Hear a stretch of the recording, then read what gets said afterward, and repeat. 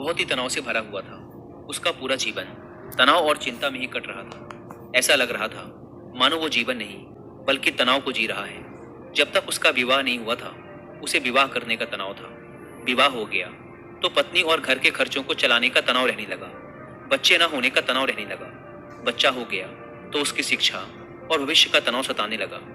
ऐसे ही अनेकों कारणों की वजह से उसका मन हर समय चिंता और तनाव से भरा रहता। वह इस तनाव से छुटकारा पाना चाहता था। तभी उसने एक दिन कुछ बौद्ध भिक्षुओं को अपने घर के सामने से भिक्षा लेकर जाते देखा। उन सभी बौद्ध भिक्षुओं के चेहरे पर असीम शांति और खुशी का भाव था। चिंता और तनाव तो उनके चेहरे पर दूर दूर तक दिखाई नहीं दे रहा था। वे सभी बड़े खुश और मस्त दिखाई पड़ रहे थे। उन्हें देखकर उस व्यक्ति ने सोचा कि शायद भिक्षुओं के जीवन में कोई तनाव नहीं होता और खुशहाल जीवन जीने का यही सर्वोत्तम तरीका है। इसलिए उसने एक दिन अपना घर बार छोड़ दिया और सन्यासी बन गया और एक गुरु का शिष्य बन गया। लेकिन तनाव कोई गांव या शहर तो नहीं है जिसे छोड़कर चले जाएं। इसका संबंध तो इंसान के मन से है। गृहस्थ जीवन का त्याग करके भिक्षु जीवन अपनाने के बाद भी उसे कोई राहत नहीं मिली थी। वह अब भी तनाव और चिंता से भरा हुआ था। अब उसके जीवन में नए तरह के कामों को लेकर तनाव रहने लगा, जैसे आश्रम के नियम पालन का तनाव, शिक्षाओं को ग्रहण करने का तनाव, गुरु की आज्ञा पालन का तनाव, रोज भिक्षा मांगने का तनाव और सभी शिष्यों के बीच में खुद को सर्वश्रेष्ठ साबित करने की होड़ लगी रहती थी। उसका तनाव कुछ दिनों तक तो सब कुछ ठीक चल रहा था, लेकिन फिर उसे अपने परिवार की याद आने लगी, उनकी चिंता सताने लगी। वह महसूस करने लगा कि उसके सांसारिक जीवन में भी तनाव था और उसके सन्यासी जीवन में भी तनाव है। फिर उसने सोचा कि तनाव तो दोनों ही जगह है। परिवार के साथ रहने में भी तनाव है और आश्रम में रहने में भी तनाव है। जब दोनों ही जगह तनाव में रहना है तो क्यों ना मैं अपने परिवार के साथ ही रहूं। यह सब सोचकर उसने आश्रम से भाग जाने का निर्णय किया।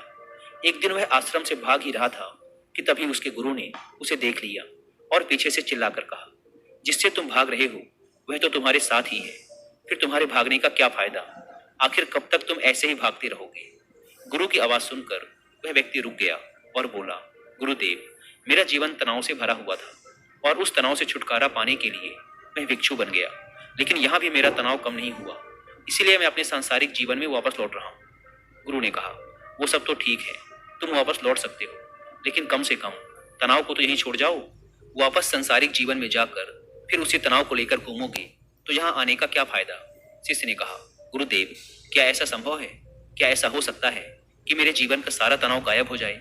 गुरु ने कहा, क्यों नहीं, यह बिल्कुल संभव है, लेकिन इसके लिए तुम्हें एक काम करना पड़ेगा। क्या तुम उस काम को करोगे? शिष्य ने कहा, जी गुरुदेव, आप बताइए तो मैं जरूर उस काम को करूंगा। गुरु ने कहा, तुम जाओ और किसी एक ऐसे व्यक्ति को ढूंढ कर लाओ जिसके जीवन में किसी भी प्रकार का कोई तनाव, कोई चिंता ना हो। अगर तुम ऐसे व्यक्ति को मेरे पास ले आए तो मैं तुम्हारे जीवन से तनाव और चिंता को हमेशा हमेशा के लिए खत्म कर दूंगा। गुरु की बात सुनकर वह व्यक्ति बहुत प्रसन्न हुआ और एक ऐसे व्यक्ति की खोज में निकल पड़ा जिसके जीवन में ना कोई चिंता हो और ना ही कोई तनाव। वह बहुत गांवों में घूमा, कई नगरों में गया, बहुत से लोगों से मिला, लेकिन उसे ऐसा एक भी व्यक्ति नहीं मिला जो तनाव और चिंता से मुक्त हो। तनाव और चिंता की बात करते ही लोग गंभीर हो जाते और अपने जीवन की समस्याओं को इतना बढ़ा चढ़ा के बताते कि जैसे उनके जैसा परेशान और तनावग्रस्त व्यक्ति इस दुनिया में और कोई दूसरा है ही नहीं।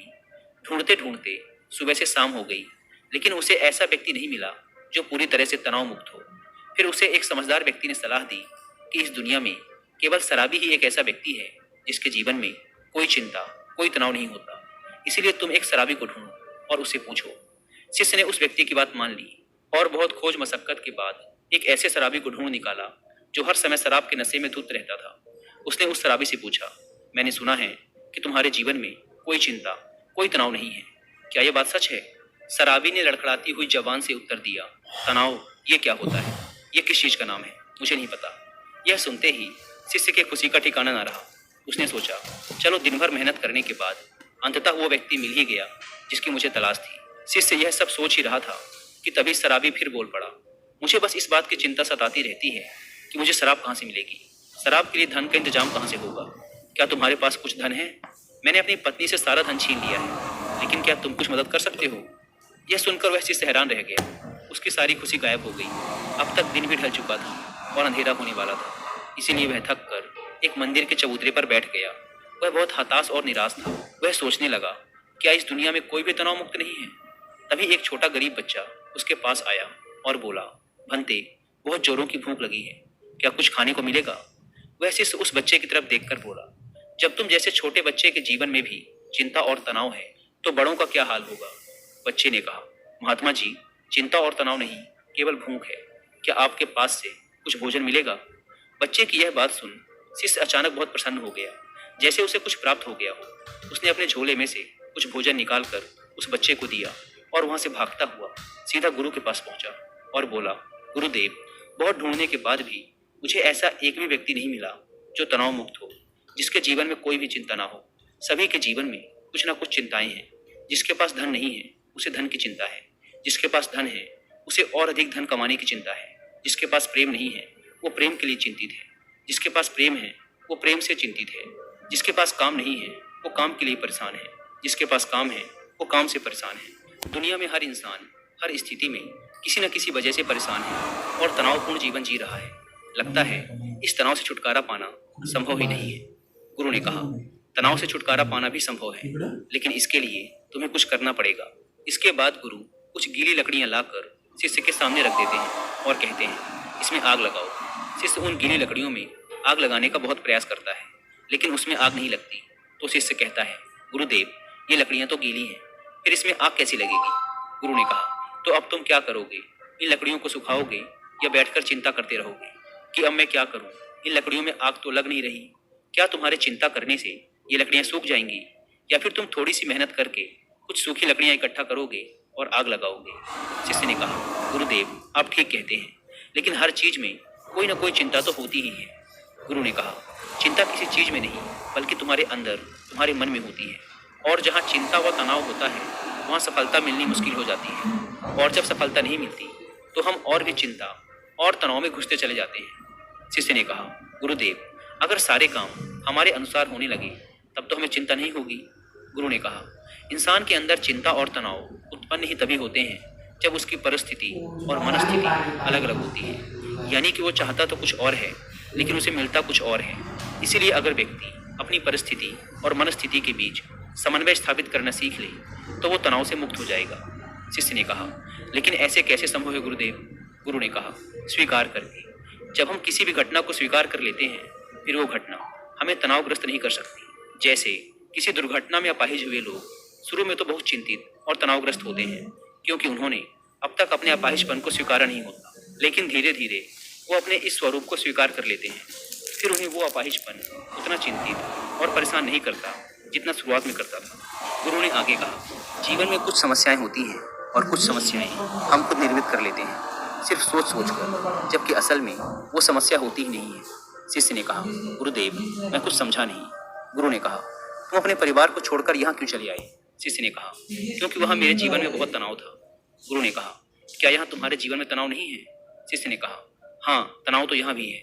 गुरु ने कहा, क्या तुम्हारे अंदर हर समय ये विचार नहीं उठते रहते कि मेरे साथ ही बुरा क्यों होता है, मैं ही भागा हूँ, मुझसे ना हो पाएगा, सभी लोग बुरे हैं, काश ऐसा हो जाए, सब मेरे अनुसार हो जाए, मुझे ज़्यादा मेहनत ना करनी पड़े।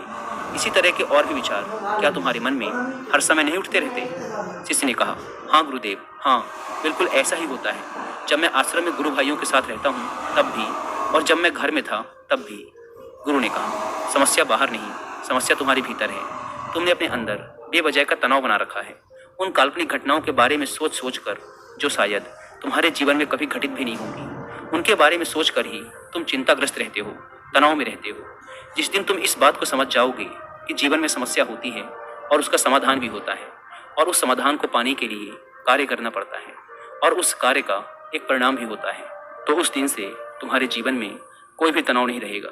शिष्य ने कहा, गुरुदेव, आप सही कह रहे हैं। मुझे मंदिर के बाहर एक बच्चा मिला था। जब मैंने उससे पूछा कि क्या तुम्हारे जीवन में चिंता है, तनाव है, तो उसने कहा था, ना चिंता है ना तनाव है, बस भूख है। उस समय मैं समझ नहीं पाया था कि समस्या तो भूख है, तनाव या चिंता नहीं। केवल भूख का समाधान किया जा सकता है, तनाव या चिंता का नहीं। दोस्तों, जिस काम की वजह से तनाव और चिंता उत्पन्न हो रही है उस काम को खत्म करो, तनाव और चिंता अपने आप खत्म हो जाएंगे। बस यही एक छोटी सी बात है जो हमें समझनी है। उम्मीद करता हूँ कि आपको इस वीडियो से कुछ सीखने को मिला होगा।